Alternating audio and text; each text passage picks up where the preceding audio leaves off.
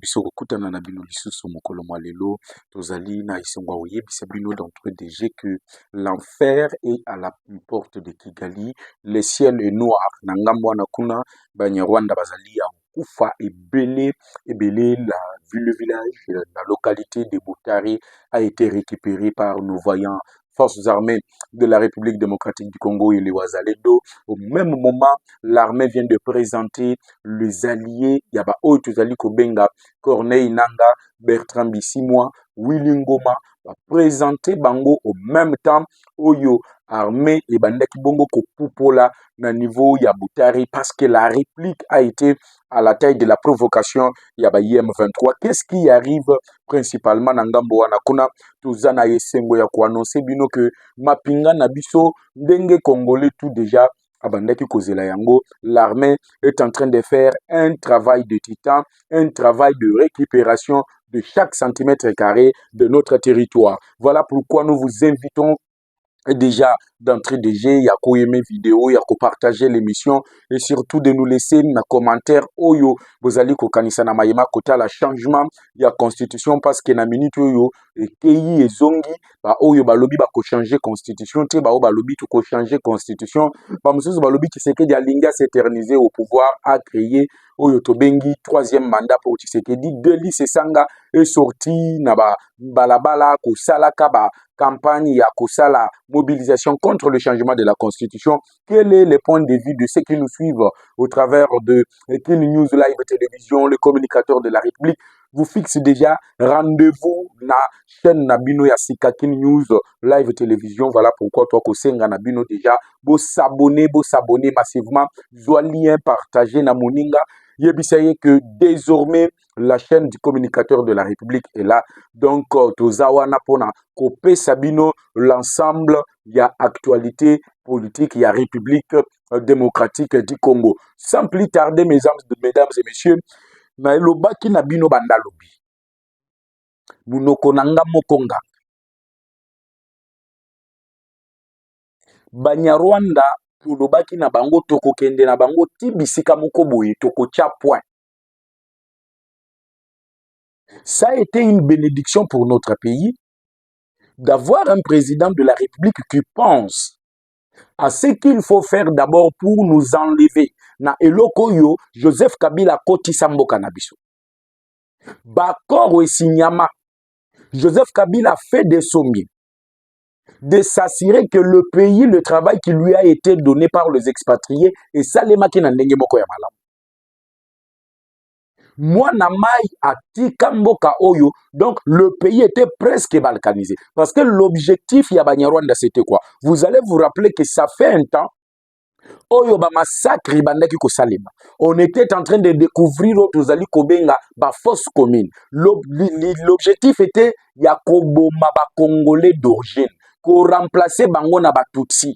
Batutsi oyo bakoya ko remplacer ba na mboka bazalaki na ya bango objectif ezalaki ya koya ko réclamer que bakoki ko dépendre les choses sur la Kinshasa te parce que Kinshasa ezali ko se retrouver à des milliers de kilomètres avec la partie est de la République démocratique du Congo et que elle devrait dépendre de Kigali. Voilà la balkanisation qui a été consacrée na Bitumbo yo bozali komona à l'est de la République démocratique du Congo. Et comme Dieu ne dort pas, l'arrivée de Félix Tshisekedi met à mal, l'arrivée du président congolais met à mal le plan qui a été élaboré. Voilà pourquoi awa nazo yebisabino que biliaki banyarwanda bikoki.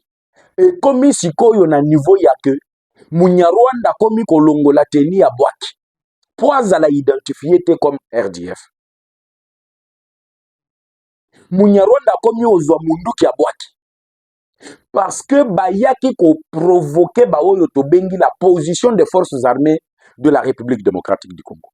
Il fallait s'attendre à la réplique des forces armées de la République démocratique du Congo. Et la réplique a été détaillée. Nalobaki Nabino, depuis il y a de cela quelques jours, où l'armée est en train de pilonner les différentes positions Yabanya Rwanda.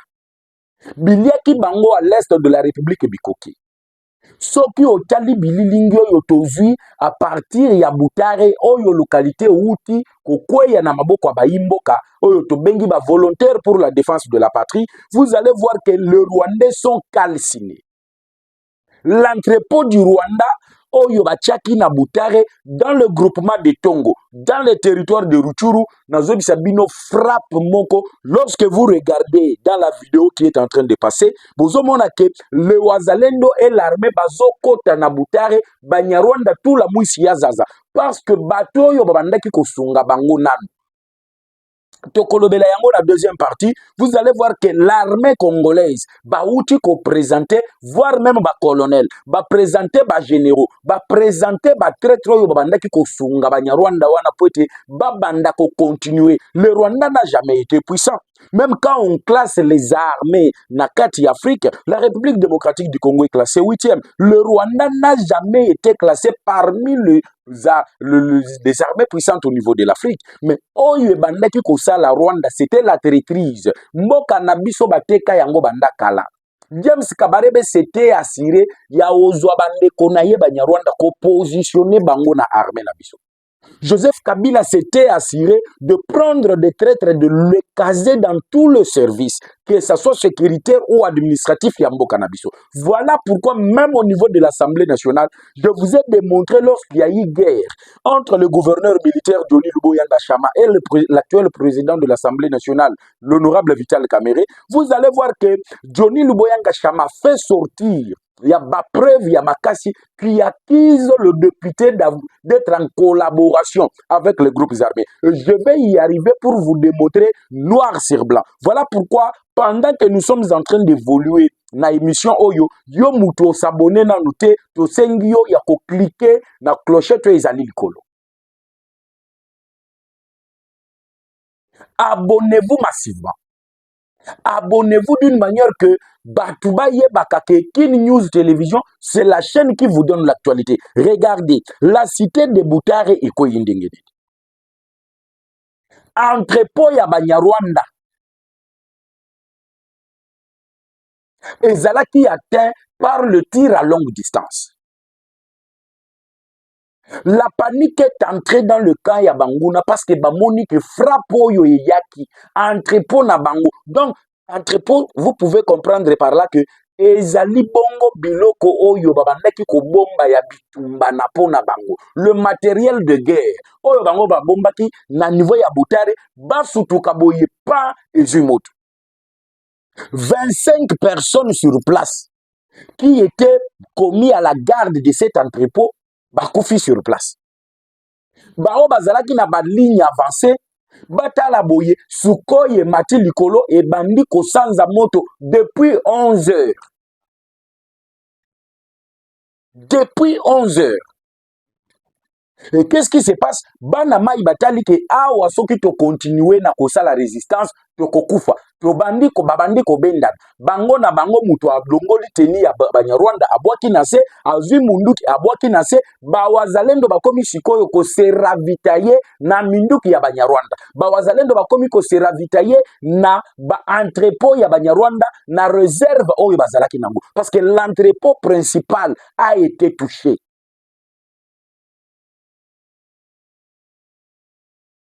Lorsque vous rentrez na Walikale kutu kolobate parce que la localité de Mijeje, Pinga, voire même la rivière Oezali Kokabola Mijeje, Pinga, et zongi na maboko, il y a forces armées de la République démocratique du Congo. Le Loba Nyarwanda Balobi Tshisekedi est en train de planifier ce que eux appellent génocide. Parce que l'Angola, même où vous allez comme Angola, vient d'accuser encore la République démocratique du Congo de vouloir violer les cessez-le-feu. Tomi Tuni Mutuna, pendant l'OTAN, Oyo bango ndenge bozali komona wana M23 bandaki que violer cessez-le-feu. M23 bandaki ko attaquer biso. Bazoboma. Lelo nous comptons plus de 20 millions de morts. Totikala oyo kate Angola a sali communication au lobaete. Le Rwanda est en train de violer le cessez-le-feu. Grave encore, ils font un rapport lorsque l'armée pilonne l'entrepôt ya Banyarwanda. Lorsque l'armée est en train de récupérer les villages et les localités, leur communication, c'est quoi, mesdames et messieurs? Tshisekedi vient d'attaquer des civils. Pour Nabango, Tshisekedi a outu attaquer des civils. Bato bakufi wana baza Banyarwanda te baza ba civil. Et que Tshisekedi est en train de commettre un crime, des crimes contre l'humanité. La réalité est que bato wana bakufi, ba autorité na bango de référence, bazali lisusu wana te. Parce que Nanga a été mise en garde par Yoweri Kaguta Museveni. Museveni a compris que ce qui s'est passé de l'autre côté avec les États-Unis sous l'administration ya Biden, ezalaki mama na lukuta babandaki kukosa bango. Il fallait se rattraper. Voilà pourquoi il avait appelé Tshisekedi à se rendre dans le niveau ya Kampala. Na State House, c'est comme ça qu'on appelle la résidence officielle. Parce que Kagame est pas une résidence officielle, atiki yango polele bandalobi, na ebisaki bino que masasi ebetama kikuna na ndenge moko ya osakanate. Mbuma elelaki kuna entre l'armée, le pro-Kagame et les anti-Kagame. Là, ce n'est pas notre problème. Notre problème, c'est la nouvelle. Oh, ils allaient réjouir les Congolais. Les Congolais nous posaient des questions, nous disaient pourquoi l'armée n'attaque pas. Pourquoi les forces armées n'attaquent pas? Les lots ont récupéré la localité. Regardez, comme maintenant nous sommes en train de les frapper, la situation vient de changer. Je veux que vous puissiez suivre cette vidéo. Bota la ba colonel, bota la ba officier supérieur, oyo armée a outi ko présenter. Batouana babandaki ko collaborer na Banyarwanda. J'avais parlé ici des officiers supérieurs qui détenaient des passeports diplomatiques rwandais. Ba officier ya armée na biso, mais bazana ba passeport diplomatique ya Banyarwanda. Ba député nationaux na Assemblée nationale, bazana ba passeport diplomatique ya Banyarwanda. Suivez la vidéo. Parce que ici, c'est encore la preuve. C'est l'armée qui présente le... Donc, ba collaborateur, il y a Banyarwanda, oh, il y a Kota qui déjà dans le Grand Katanga. J'avais alerté. Suivons et je vais rentrer pour continuer na décrypter Makamboyo, les alliés koleka, Mangambokuna, il y a infiltration. Il y a très très hautes alliés na bango na armée, na la police, na l'agence nationale de renseignement. Bravo président de la République qui a pensé premièrement identifier qui est qui au sein de l'armée, qui identifier qui est qui au sein de la police, des généraux, des colonels, arrêtés et présentés par l'armée, avec des passeports rwandais. Ba conversation ya WhatsApp, soki otali boye, coup d'état tolobaka, coup d'état raté à Kinshasa, eza masanoté. On a recueilli des audios de conversations. Oyo batouana babandaki déjà ko préparer coup d'état. Voilà pourquoi le général Oyo azali ko kamba la garde républicaine a pu faire ce que nous appelons la mise en garde. Suivez d'abord le porte-parole. Discipline et à la loi. Il reconnaît être détenteur de 2 passeports. Il a un passeport congolais et il a un passeport rwandais. Il reconnaît aussi avoir laissé son passeport rwandais en Zambie et avoir franchi la frontière congolaise avec son passeport congolais. Il est membre actif du mouvement AFC de M. Corneille Nangaa et apporte son soutien actif au dit mouvement. Nombreux messages subversifs ont été retrouvés dans son téléphone. Et bien, il reconnaît être membre actif et soutient financièrement l'association Isoko. C'est une mutualité des Tutsis en RDC qui accorde des bourses d'études aux jeunes de la dite association et je vous informe que la plupart de ces jeunes ont rejoint les mouvements terroristes M23, AFC, RDF. M. Emmanuel Zungeze est l'un des principaux financiers de l'association Isoko. La troisième personne s'appelle M. Lenga Gana Wakonge et son prénom c'est Pacom. L'exploitation sommaire de son téléphone a permis de découvrir plusieurs messages de son soutien moral aux activités de Nangaa et de son mouvement AFC. De ce qui précède, nous voulons dire que, eh bien, cette rencontre-là s'inscrit dans le cadre de la planification des activités du mouvement terroriste AFC dans le Katanga, devant déboucher par la suite à l'installation du dit mouvement et le recrutement des membres et alliés. L'armée met en garde toute personne qui voudra déstabiliser les institutions légalement établies et constate avec indignation que pendant la RDC est engagé au processus de Luanda, le Rwanda continue à alimenter ses réseaux internes et externes. Bouti Kolanda, c'est l'armée. C'est l'armée qui annonce que Zanabatu, Namboko Yobazali Kolobabaza au service de la nation. Mais ils possèdent des passeports rwandais. En réalité, ces gens-là sont en mission. Batinda Miepa Yabanya Rwanda. C'est Kagame qui les a envoyés. Les preuves sont là, ils sont arrêtés par l'armée. Ngaïté, Ote, Ozoloba, Yangona Lobi, Awa Okolanda, information vérifiable. Voilà pourquoi Tozo Senga Nabino bo s'abonner, bo liker, émission, bo partager, bo ça la large diffusion. Regardez, l'armée présente des officiers supérieurs dans l'armée Nabiso. Alliés à Alliance Fleuve Congo ya Corneille. Donc, des collaborateurs de Nanga na armée. Ba officier supérieur. Le général Sikatenda qui a été arrêté. Azana kacha ko dévoiler makambo yo nazo la kabina zo bisabino ke kala mingi te batoyo bino bebete la kamaboko boku misakawana boyo kamakambo yo ekobima kala mingi te parce que la justice militaire a déjà renseigné omoni likopawana ya réseau oyo echamaki en place au niveau interne. C'était composé de députés, de sénateurs, de ministres, des officiers supérieurs, que ce soit dans l'armée, dans l'Agence nationale de renseignement, dans la direction générale également des migrations, dans tout le service de la sécurité. Ces complots, ces réseaux à l'interne, et Tchamaki déjà. Le général Sikatenda, les 7 généraux qui ont été interpellés na Kisangani, ceux qui ont voulu prendre Tshisekedi en otage. Nazo Sabino bazana kati ya avoué. Maintenant ba oyo bazalaki déjà dans le Grand Katanga parce que Nanga lancaki déjà message que la prochaine destination c'était le Grand Katanga. Et le Grand Katanga batuana ba koti ndengeni. Ils sont venus jusque na niveau ya Zambie, des places ba koti.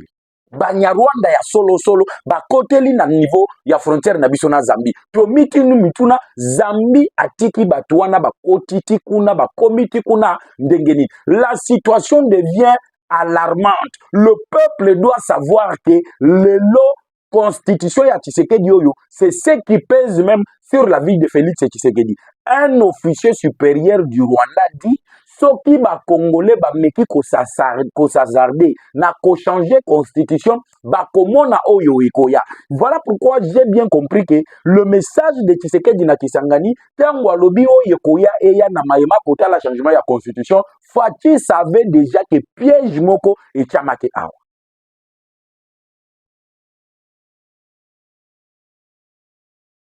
Piège moko et chamake wa. Réseau et salemaki na Sud Kivu, na Ituri, na Nord Kivu, na Okatanga.